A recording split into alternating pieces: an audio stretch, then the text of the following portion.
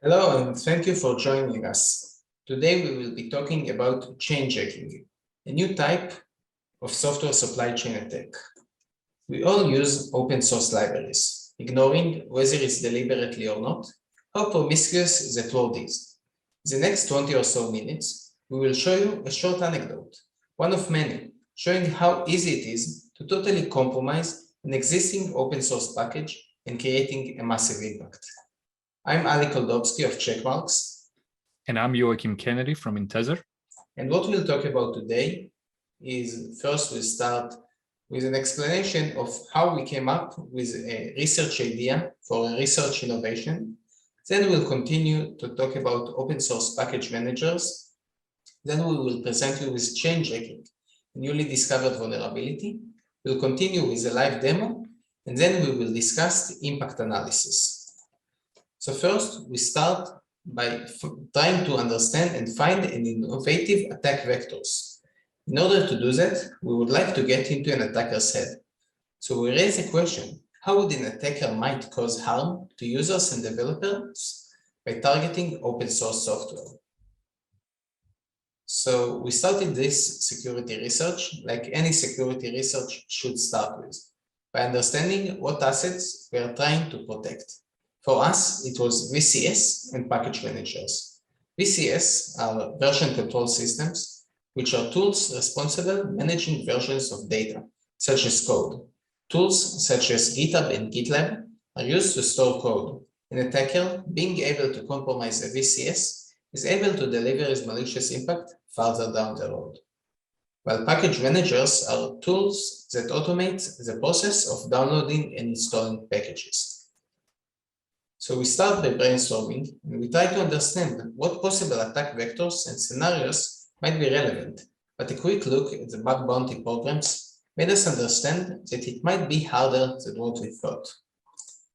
So we need to find something less obvious. A good rule of thumb for researching vulnerabilities is looking between the cracks. Any integration to a third party might encompass mismatch between the parties, which might in turn lead to a vulnerability. So we will go through the documentation of each and every programming language and its package manager, and we realize something interesting. Some languages have their own package manager, and there is strong coupling between them. Languages such as Node use NPM or PyPy, which is used by Python. So we might assume that they probably work in harmony together. So it will not be that easy to find a mismatch between them. Other languages don't have their own package manager, and they use an existing one, like Groovy, Scala, and Java, they all share Maven. But the most interesting of all are languages that don't have a package manager at all, and they rely on VCS to store the code for them. For example, Go. So how it looks in practice? When we try to install a package, we use npm or pip install, and then we provide a unique identifier, a package name. Then the package manager pulls the code from the storage and installs it, while the Go equivalent uses a URL pointing to a VCS. And Go doesn't exclusively use GitHub. It will allow any other URL, even using your own domain, which stores code. Nevertheless, more than 93% of Go packages are stored in GitHub, making it an interesting target for our research. So with that knowledge, we once again ask ourselves, what an attacker might do. We see here an obvious crack. Go is one platform and GitHub is a completely different one. So there might be some mismatch between them. It's a crack. Can we slip through it? Is there a way we can take advantage of such a behavior? So we ask ourselves, can we make the URL point to another location?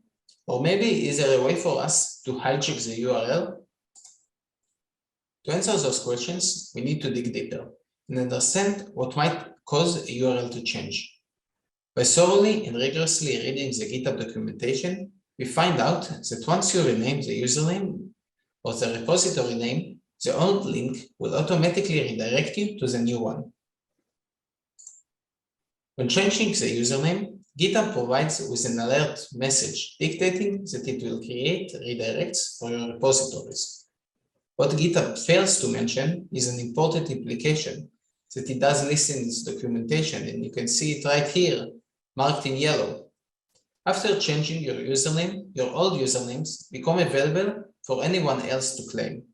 An attacker can easily claim the abandoned username and start serving up malicious code to anyone who downloads the package, relying on the credibility gained by its former owner. So, can we hijack a repository URL? Yes, we can. We can do that by grabbing the old username of a renamed user.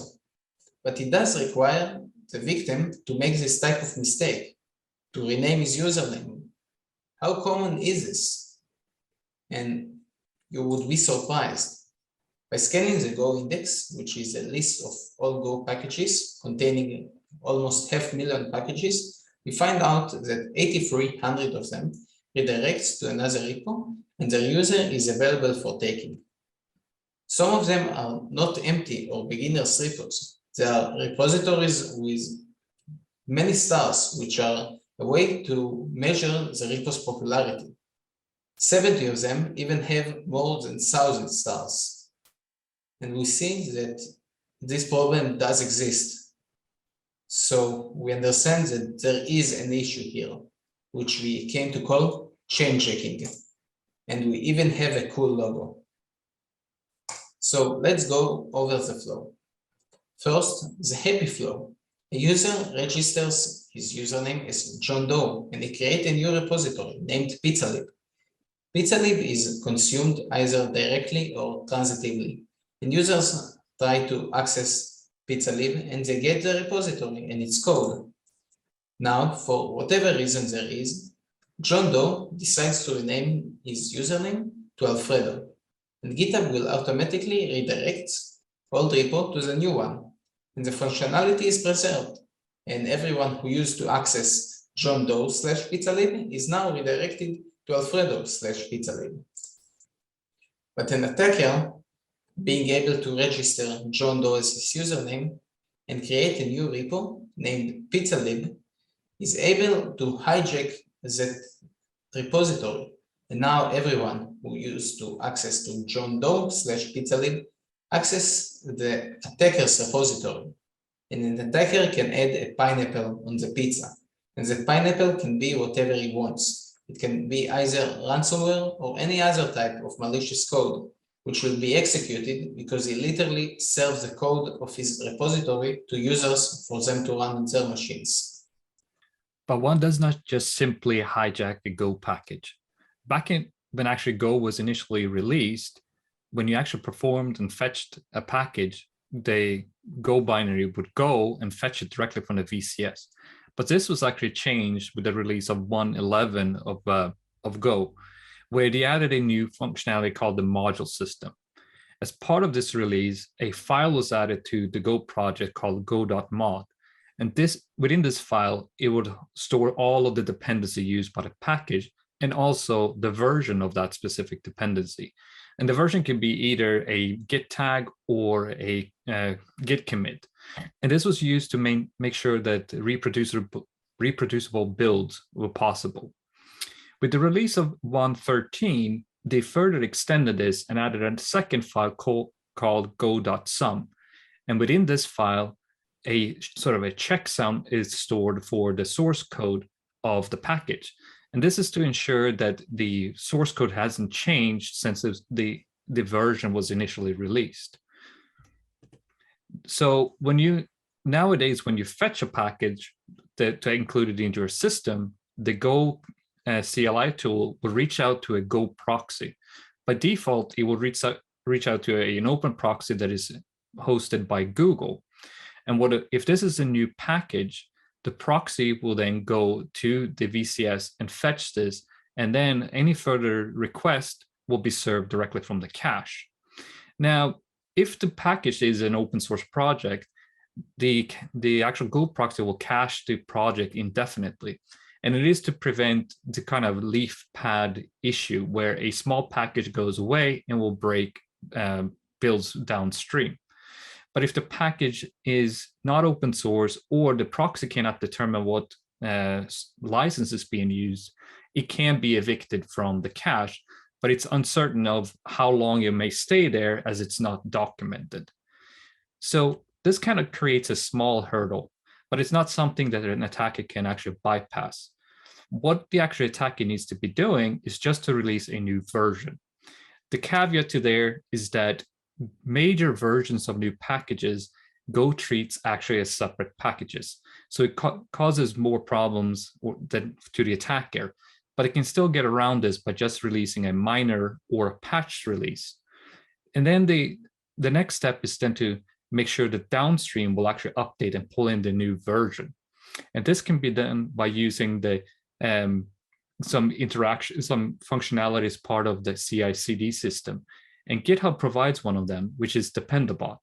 So if the attacker would release a security update, all the packages downstream that use the Dependabot functionality will get a pull request to update the package.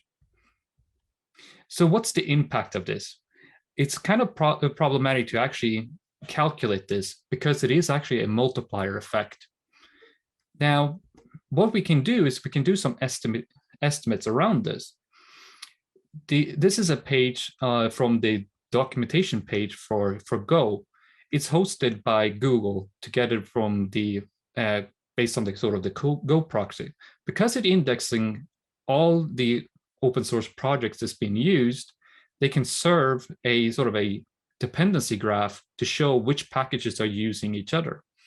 Here we see, for example, the HTTP package that's provided by the standard library, and it's actually been imported by nearly 500,000 other packages.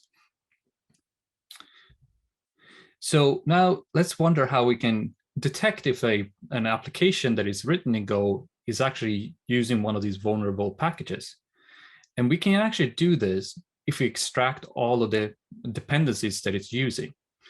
And then once we have those dependencies, we can check if we get a redirect when we try to fetch it. And then if that user account that holds that repo is not available, then we kind of know that it's vulnerable. And the good thing here is that we can actually do all this with open source tooling. Let's see how we can investigate a Go binary to see if it's vulnerable to ChainJacking. We're going to use an open source project called Redress that uses the Go reverse engineering toolkit under the hood. What we're going to do is we're going to extract the go.mod information that might be available in some Go binaries. And if that doesn't work, we can use the functionality of extracting the packages using Redress. Just as a reference, a go.mod file looks like this. This is the go.mod file for Redress itself. And the way we can extract that is by running this command. So here we're actually extracting the go.mod file that is inside the Redress binary. And we can see that the main module here, the Redress, corresponds to the module name up here. And we see all the dependencies listed below, which is part of the required section. Now, if we want to extract the packages, we use the package command. By default, Redress will actually only print the packages that's part of the main module. So what we need to do is tell it to include the third party or sort of the vendor packages. So we add that flag and then we print it like this. And here we can see, for example, this x86 ASM package that is part of this ARC module, which is used. So it's only using like one of those packages. Now, let's look at an application that is vulnerable to ChainJacking and see how we can actually investigate that. So we're going to extract the mod information. And here we see all of the different dependencies that this one is using. Now, what we can do is actually we can use that a sort of dependencies are defined via sort of a URL scheme. So we can use that and we can actually query, say, GitHub using curl to see what we get for a response. Here we're sending a curl request. We get a 301 and a redirect to a new username that doesn't match what we have here in the Go mod file. And if we then request the user profile for that user account on GitHub, we actually get a 404 here. So on GitHub, this account does not exist. Hence, anyone can register this username now. And this package or this module is actually vulnerable to ChainJacking. So how do we mitigate this kind of an issue? Well, GitHub has actually released a partial mitigation to this, but it's based on the number of repos clones. And if the clone are larger than 100, this will actually not be possible. Now, if you don't want to use like open source tooling to build a service like this to detect your stuff, Intezer Analyze actually has this functionality. It can actually scan and detect if it's seeing any of these vulnerable libraries, but it can also detect if there's any malicious code that's been injected. The alternative route is if you have the source code for any applications, you can check continuously to see if any of these have new redirects and then sort of alert you. Unfortunately, Go is not the only language that rely on VCS as a replacement for its own code storage. Other languages, such as Swift, use similar mechanisms, while other package managers, such as NPM and even PyPy, allow users to get packages directly from URL, thus exposing them to the same type of attack, making this attack even larger than what we first thought. We reached out to GitHub, and unfortunately, they don't see it as an issue, as they provide a mitigation, which we discussed previously in the mitigation slide. Unfortunately, it is only a partial mitigation, as both unpopular packages are not protected by this mechanism, and the transitive nature of the vulnerability make it dangerous even if an unpopular package is being used. Also, there is no way for us to know whether our package is being protected or not, because this knowledge is not something public. So we need to check ourselves whether the packages we are using is vulnerable or not. To wrap things up, we need to understand that open source software are powerful tools, and we must use them carefully.